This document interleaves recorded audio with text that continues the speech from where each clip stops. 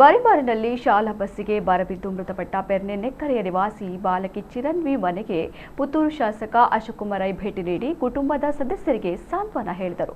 ಪ್ರಾಕೃತಿಕ ವಿಕೋಪ ಪರಿಹಾರದಡಿ 5 ಲಕ್ಷ ರೂಪಾಯಿಗಳ ಪರಿಹಾರ ನೀಡಲಿದ್ದು, ಮೃತ ಬಾಲಕಿಯ ಪೋಷಕರಿಗೆ ಅದರ ಆದೇಶ ಪತ್ರ ಹಸ್ತಾಂತರಿಸಿ ಧೈರ್ಯ ತುಂಬಿದರು.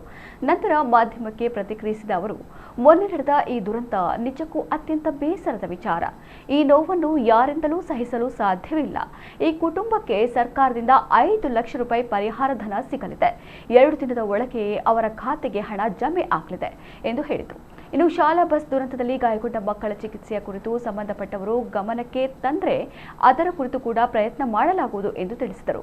ಈ ಸಂದರ್ಭದಲ್ಲಿ ಪುತ್ತೂರು ಗ್ಯಾರಂಟಿ ಅನುಷ್ಠಾನ ಸಮಿತಿ ಅಧ್ಯಕ್ಷ ಉಮಾನಾಥ ಶೆಟ್ಟಿ ಪೆರ್ನೆ, ಬ್ಲಾಕ್ ಕಾಂಗ್ರೆಸ್ ಅಧ್ಯಕ್ಷರುಗಳಾದ ಕೃಷ್ಣ ಪ್ರಸಾದ್ ಆಳ್ವ, ಯುಟಿ ತೌಸಿಫ್, ಪದ್ಮನಾಭ ಪೂಜಾರಿ ಮೊದಲಾದವರು ಉಪಸ್ಥಿತರಿದ್ದರು.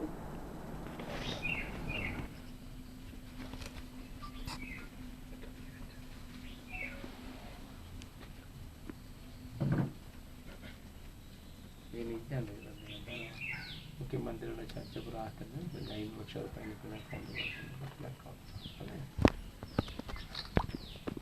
ಅಕೌಂಟ್ಗೆ ಡೈರೆಕ್ಟ್ ಬರ್ತದೆ.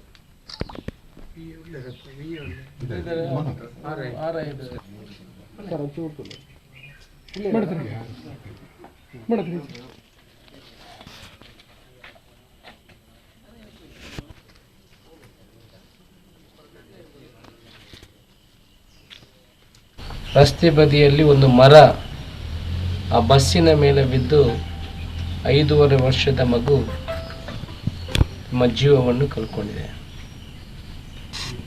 ನಾವು ಇವತ್ತು ಅವರ ಮನೆಗೆ ಬಂದಿದ್ದೇನೆ. ಈ ವಿಚಾರವನ್ನು ಮಾನ್ಯ ಮುಖ್ಯಮಂತ್ರಿಯವರ ಗಮನಕ್ಕೆ ಕೂಡ ತಂದಿದ್ದೇವೆ.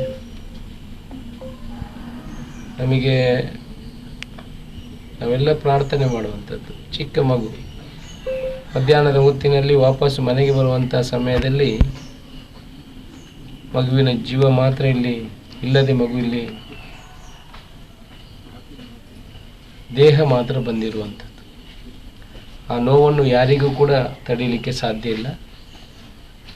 ಅವರಿಗೆ ಸಾಂತ್ವನ ಹೇಳುವಂಥ ಪ್ರಯತ್ನವನ್ನು ಮಾಡಿದ್ದೇವೆ. ಮುಖ್ಯಮಂತ್ರಿಯವರು ಕೂಡ ಸರ್ಕಾರದಿಂದ 5 ಲಕ್ಷ ರೂಪಾಯಿಯ ಪರಿಹಾರವನ್ನು ಕೊಡುವಂಥ ಕೆಲಸವನ್ನು ಮಾಡಿದ್ದಾರೆ. ಈಗಲೇ DC ಅವರಿಗೆ ಆದೇಶದ ಪ್ರಕಾರ ಸೋಮವಾರದಂದು ಅವರ ಅಕೌಂಟಿಗೆ 5 ಲಕ್ಷ ರೂಪಾಯಿ ಜಮಾ ಆಗ್ತದೆ. ಪರಿಹಾರವನ್ನು ನಮ್ಮ ಸರ್ಕಾರದಿಂದ ಕೊಡುವಂಥ ಕೆಲಸವನ್ನು ಮಾಡಿದ್ದೇವೆ.